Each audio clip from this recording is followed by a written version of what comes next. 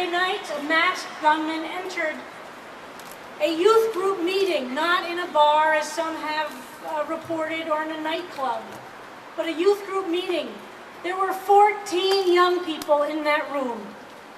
The gunman entered and took several minutes to try and shoot each person in the room.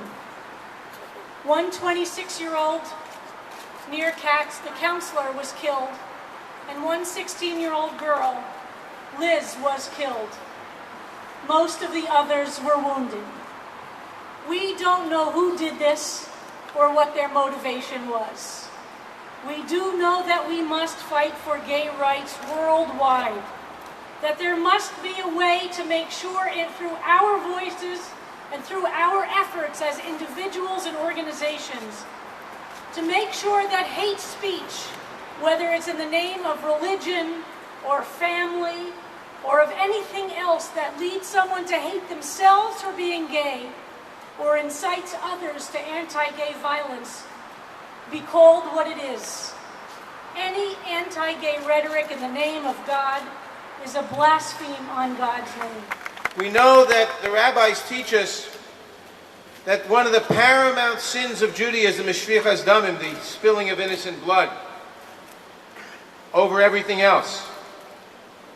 We know that the rabbis teach us, I see a sign here that says the image of God, Tselem Elokim, that all people, men, women, are created in the image of God, and that the rabbis teach us that the reason that we're taught that we're all descended from one man and one woman, Adam and Eve, is so that no one can say, I'm better than the other person.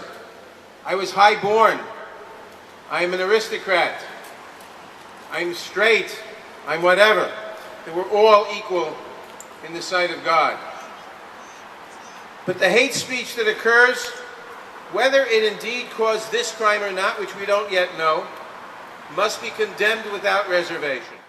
It is incredibly important that whenever there is an act of violence against the LGBT community, it happens on the Upper East Side, if it happens in Queens, if it happens in Israel, that we stop and we name what happened.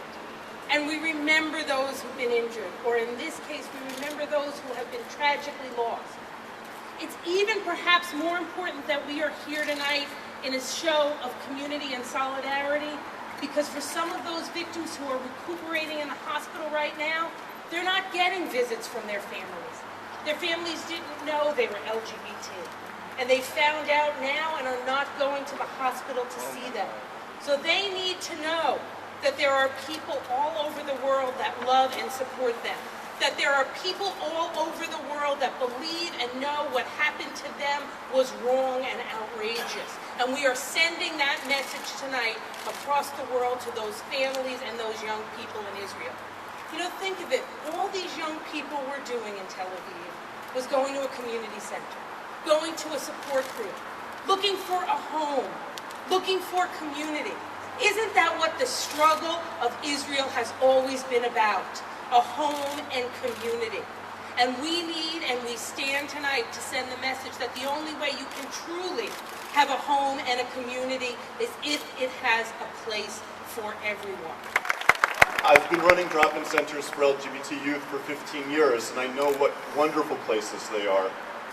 And having done this for so many years, I can say from the bottom of my heart that I don't think that any segment of our society is facing as much violence and as much rejection as our youth. I want to say it again, LGBT youth are bearing a disproportionate burden of the violence and the rejection and the hatred in our society. We are outraged.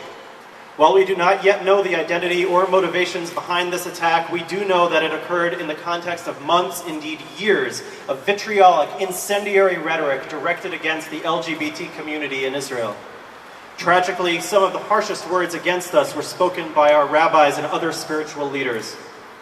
Whether these words motivated a hate crime, or whether they motivated an act of self-hatred or personal hatred, we know from experience that racist, sexist, or homophobic speech begets racist, sexist, or homophobic violence.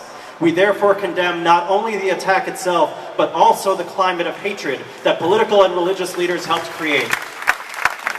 This is not an ending. This is our starting point again. This is where we need to, we're mourning, but now let's pick it back up. Let's make the change. Let's use the word Obama, we can make change. Let's put our foot in that door. Whether it takes one and then somebody else has to follow, let's start there. Let's not just leave it where it's at. Because if it's left where it's at, it's not moving nowhere. Let's move it. Let's get it going. As being an activist since I was 10, with Sylvia Rivera, meeting people that I never knew I would meet, I started doing a foreign exchange program in New York City. I met the kids of Tel Aviv. I lived there. It was like a home, not like New York City. It was like a place where I felt that I could leave my dangers of New York City and learn from others. To switch my place in the house to a kid from Tel Aviv who got injured this weekend, who I really feel for. To spend a month in my shoes and have me spend a month living in Israel, or living in France, or living in Germany. It was a feeling I will never forget. They go through what we go through.